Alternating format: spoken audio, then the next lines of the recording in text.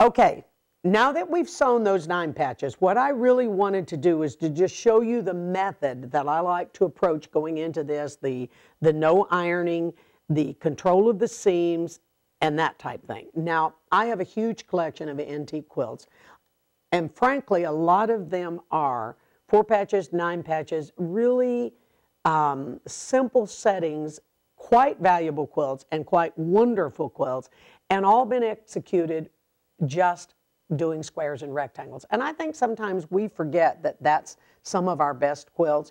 And I'm not suggesting that you give up the Mariner's Compass or anything like that. I just want you to be able to use up some of the fabric you've bought to be able to make quilts and have those for people for all things, from children to play with, from wedding quilts to whatever type quilt. But you can sew these quickly, and they're wonderful quilts at the same time. Now the quilt, the little quilt that's right next to it, you are going to get a pattern for. And this is just a nice little 4-block with a plain fabric in the center. So let's just say earlier we talked about embroidery. That'd be a wonderful spot to put somebody's initial. That would be a great spot to put just a flower embroidery design, a birth announcement, baby's weight, date of birth, that sort of thing. These would be so easy for you to do with and get them actually done instead of waiting until the child's graduating from high school and then you give them a gift, Now see this little baby one. This was leftover pieces I had from this quilt.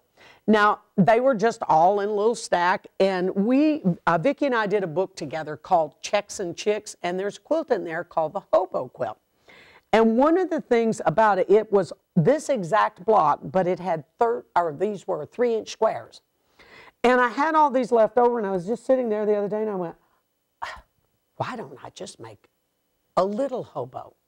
So if you want to make one of these, you need to pick up Checks and Chicks. Now, as you look at all these different quilts, and you're going to get the patterns for the 3 that I told you about. You're going to get the I Never Promised You a Rose Garden. You're going to get the Patched Trails, which is the pink and brown one.